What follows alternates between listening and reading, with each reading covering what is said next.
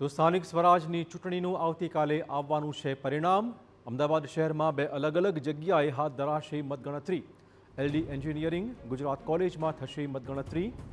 અમદાવાદના તમામ 48 વોર્ડની મતગણતરી હાથ ધરાશે। મતગણતરી કેન્દ્ર પર ચુસ્ત પોલીસ બંદોબસ્ત ગોઠવી દેવાયો છે। આ કેન્દ્ર પર તૈયારીઓને અંતિમ ઓપ આપી દેવાયો છે। મોટી સંખ્યામાં સમર્થકો પણ પહોંચશે, જે મુદ્દે પણ ખાસ વ્યવસ્થા ગોઠવવામાં આવી છે।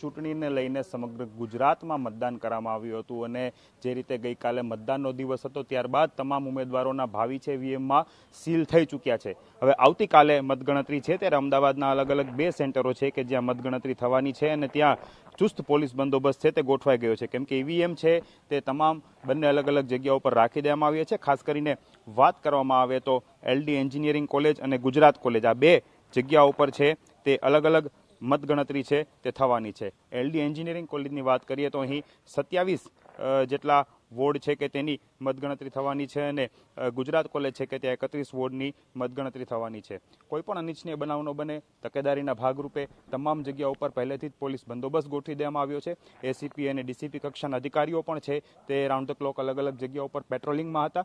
બીજી તરફ વાત કરીએ તો પોલીસ કમિશનર દ્વારા પણ 2 દિવસ અગાઉ જ આજે સ્ટ્રોંગ રૂમ છે તેની મુલાકાત લેવામાં આવી હતી, સુરક્ષા વ્યવસ્થાનું છે નિરીક્ષણ કરવામાં આવ્યું હતું। આવતીકાલે જ્યારે હવે મતગણતરી છે, પરિણામનો દિવસ છે, ત્યારે ખૂબ મોટી સંખ્યામાં ઉમેદવારો, તેમના સમર્થકો, ટેકેદારો અહીં ઉમટી પડશે। તેને લઈને પણ તમામ વ્યવસ્થાઓ છે તે કરવામાં આવી રહી છે। બીજી તરફ વાત કરવામાં આવે તો જે તમામ ઉમેદવારો છે તેના ભાવિ ઈવીએમમાં સીલ થયા છે। આવતીકાલે ઈવીએમ ખુલવાના છે, મતગણતરી થવાની છે અને તમામ બંને સેન્ટરો ઉપર ચુસ્ત વ્યવસ્થા છે તે ગોઠવી દેવામાં આવી છે અને તમામ તૈયારીઓ છે તેને આખરી ઓપ પણ આપી દેવામાં આવ્યો છે। કેમેરા પર્સન નટવર પરમાર સાથે હરીન માત્રાવાડિયા, TV9 અમદાવાદ।